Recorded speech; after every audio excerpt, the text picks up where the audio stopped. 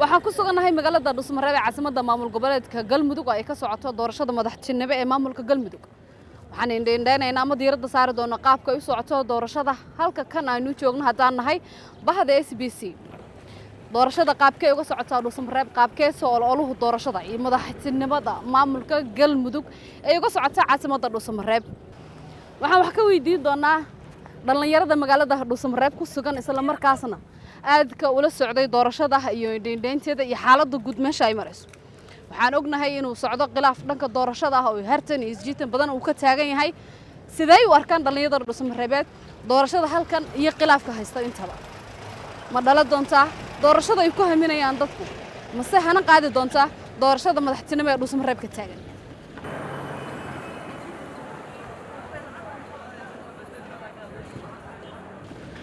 waxaan dhex taaganahay bartamaha Dhuusamareeb sidaad arkaysaanba caasimadda Dhuusamareeb waxay hormartay horumar aan innaba caadi ahayn intaan anigu ka arkay karada ahaan aan maanta dhex taaganahay Dhuusamareeb nasiibna u yeeshay inaan ka soo tabiyo barnaamijkan ama warbixintan halkan in ka geemanaysa. haddaba waxaan la kulmi doonaa dhalinyarada Dhuusamareeb waliba kuwa aadka ula socda siyaasadda isla markaasna indheynay waran waxaan salaamayaa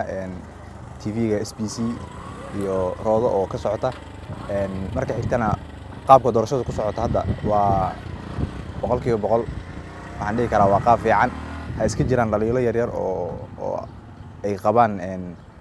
xildhibaanadii ka soo galay dhinaca ahlu sunna iyo musharaxiinta qaar oo mucaaradka ah oo laftirkooda wax dhaliilayo laakiin mar haddii gudoomiyihii baarlamaanka la doortay wixii ka dambeeyay waxaan aaminsanahay in doorashada ay ku socoto si fiican gudoonkana looga dambeeyo. haddii horta maslaxadda Galmudug la fiiriyo doorasho xor iyo xalaal ah way dhacay laakiin haddii la kala taagnaado oo qofba meel taagnaado uma maleynaya sababtoo ah mucaaradku waxyaabo ku andacoonaya waxa kamid ah in dawladdu waxay wadataa musharax walba dawladdu wadato wax macnaha ma kordhinaya sababtoo ah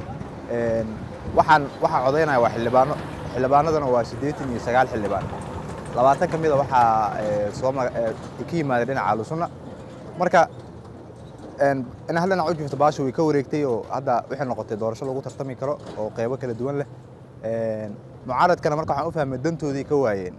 danqaasay wateen qofka duu danqaas watana dan guud ma fiirinayo laakiin waxaan aaminsanahay haddii soo tartamaan sanduuqaas qof nasiibkiis in lagu kala adkaan doono rab ahaantii waa su'aal aad muhiim ah xalkeedana waxaa laga sugayay gudoonka baarlamaanka because waxa waaye Soomaaliya ee Galmudug waxa ay yeelatay gudoomiye baarlamaan iyo sharci dejin xalka waxa iskale sharci dejinta marka hore laakiin waxa waaye farooyin badan ama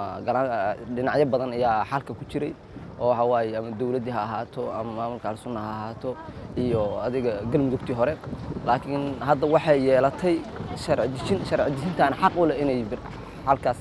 gaarto caqaayib ka dhalan kara waxa waaye inay Galmudug kala jajabto inaan Galmudug midaysan dhismin inay Galmudug qaybo meel sheegato marka hadaan bulshada Galmudug nahay annaka diyaar uma nihin Galmudugtaas kala go'an oo 4 sano hor naga qasaaraysan inay mar labaad soo laabato waxaan doonaynaa Galmudug midaysan tayeysan oo waxtar u leh maamulada kalena la tartami karto. telefishinkiina ayaan u mahadcelinayaa marka labaad waxaan leeyahay horta wax la yiraahdo khilaaf ma jiraan khilaaf waa dhamaaday khilaaf waxa uu jiray markii hore inta aan la heshiinin oo aan waxa ahaayay 20 ka xubnood la siinin waxa ahaayay nimankii la dhihi jiray sunna wal jameeca ayaa khilaaf jiray khilaafkii marka uu dhamaaday waxaa loo gudbay doorasho la galay doorasho markii la galay waxa doorashadaas ay ka soo saartay waxa ay gudoomiye baarlamaan iyo labadiisa ku xigeen marna haddii labadiisa gudoomiye baarlamaan iyo laba ku xigeen la doortay waxa markaan lagu kala dambeeyaa khilaaf u daweeyay waxa waaye sharci wax la yiraahdo codeeri ayaa lagu kala baxaya marka caalamka waxa jirta mar haddii baarlamaan dhismo wax maartay magaciisa la yiraahdo horta ma jiraan marka hore waa tahay sidaad daawateen ma aad arkaysaanba dhalinyarada magaalada Dhuusamareeb aad iyo aad ugu hanweyn inay halkan ka dhalato doorasho xor iyo xalaal ah oo loo dhan yahay ayaa fikradahaas waxa ay qabaan inay ka dhalin karaan haddii ay isku duumaan dhalinyarada Dhuusamareeb isla markaasna u taagan doorashadan halkan aan u joogno maxaan ku raadayay dhalinyarada iyo dhammaanba shacabka isku duuban yihiin halka kan waa Rood Cabdi Xasan SBC magaalada Dhuusamareeb.